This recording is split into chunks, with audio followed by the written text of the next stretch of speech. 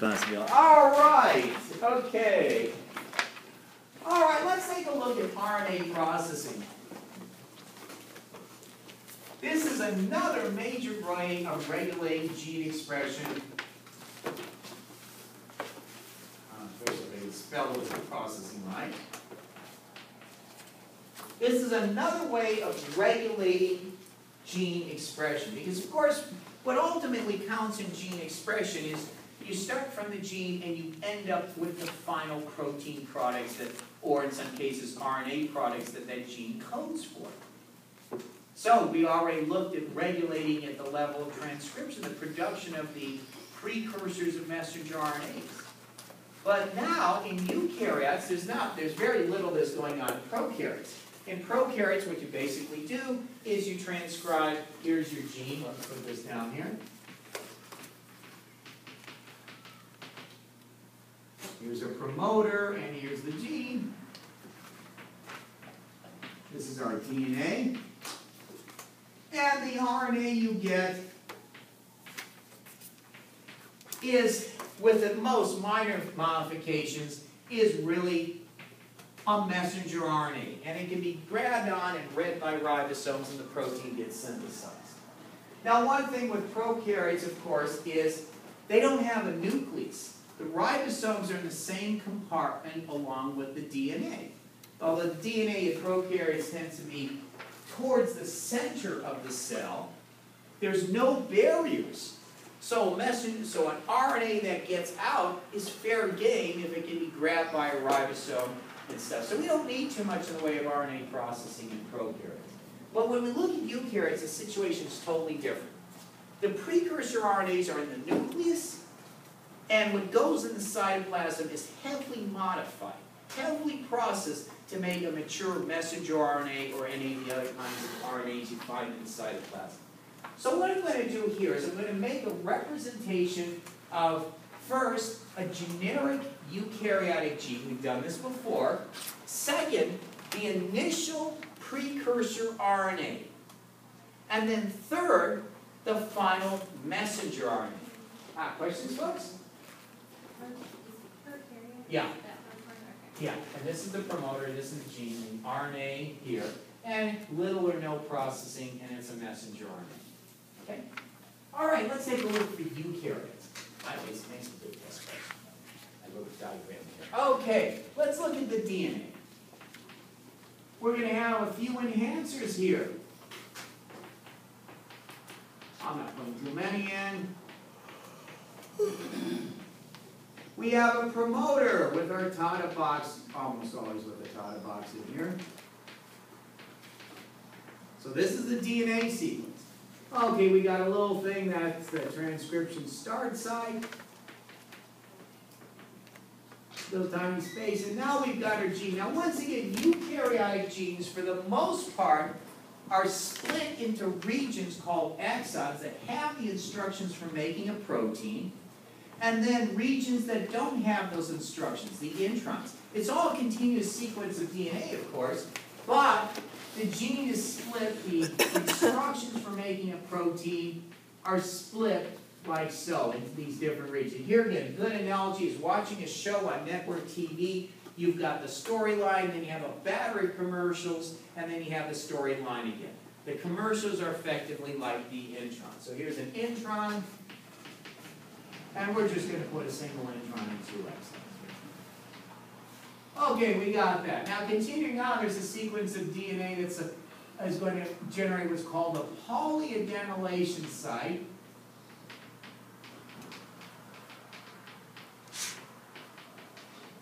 It's a few tens of bases long. It's generally located a few hundred base pairs down from the last exon.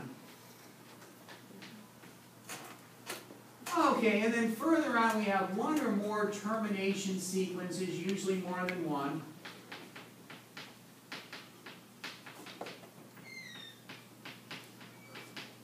And these sequences here are telling the polymerase its job is done, time to fall off of it. We have multiple termination sequences. A lot of times the polymerase will read through the first one and continue on. Sometimes it takes multiple attempts to actually kick the polymerase off. Okay, now that's what we have here. That's I don't want some certain words that go up on YouTube about this chalk. That's not a good idea. Okay. I see that. Okay. Okay, now we're going to look at the initial messenger and the initial RNA. Now they sometimes call it the pre-messenger RNA. Another name for it is heterogeneous nuclear. More on that later.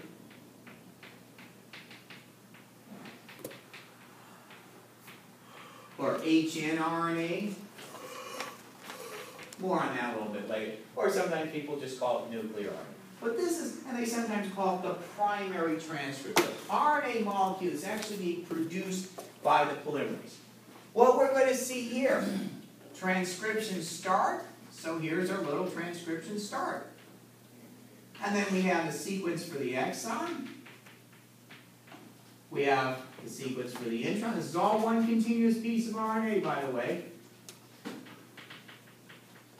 Exon 2, a long space, and then this polyadenylation site, I'll just say PA.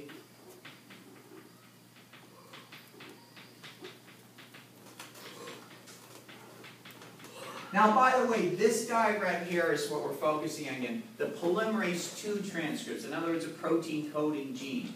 The ribosomal RNAs are also synthesized as precursors, and so are the tRNAs. We'll touch on those a little bit later, but let's see the basics here. And then we have the transcript continues on. Maybe let's suppose we went through one termination site, but we finally dropped off partway through the second. So here's our initial RNA molecule.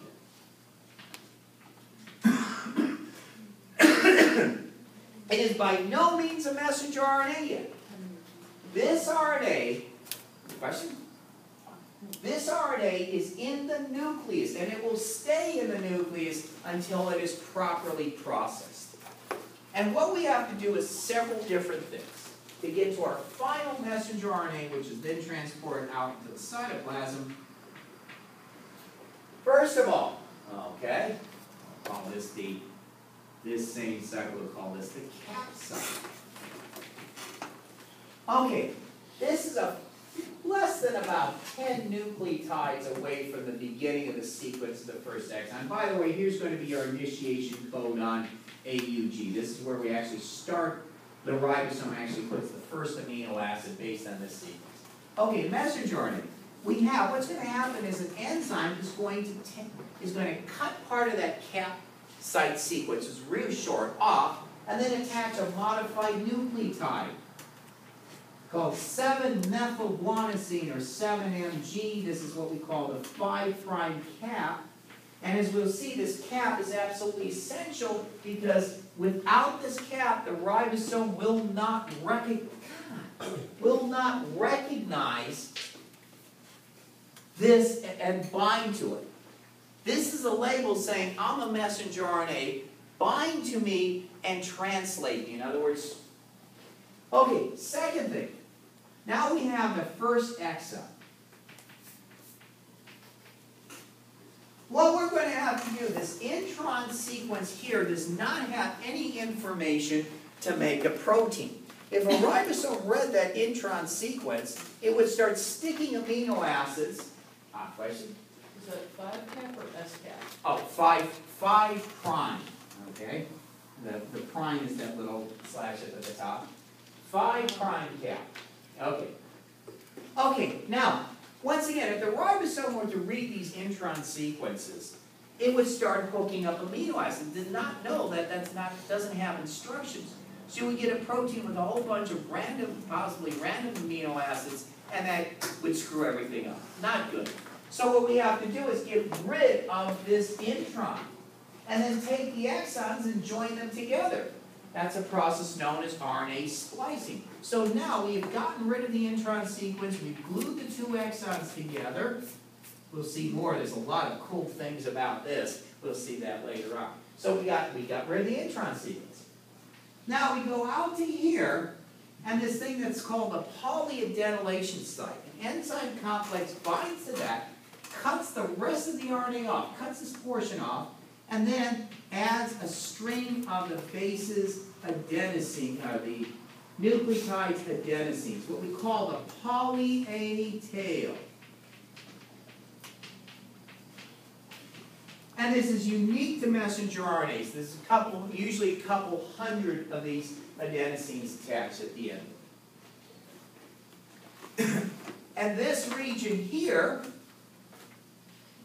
when the ribosome reads things, of course we have our initiation codon here, that's a start, and at the very end of the last exon is going to be a stop codon, telling the ribosome, stop, don't add any more amino acids at this point. Now this sequence here, we're not going to be adding amino acids here, or reading that and adding amino acids on this sequence. So these are not translated. In other words, the ribosome is not reading that and using amino acids. So the poly-A tail, we call this the 3', at the opposite end of the messenger RNA. Untranslated, because the ribosome doesn't read it.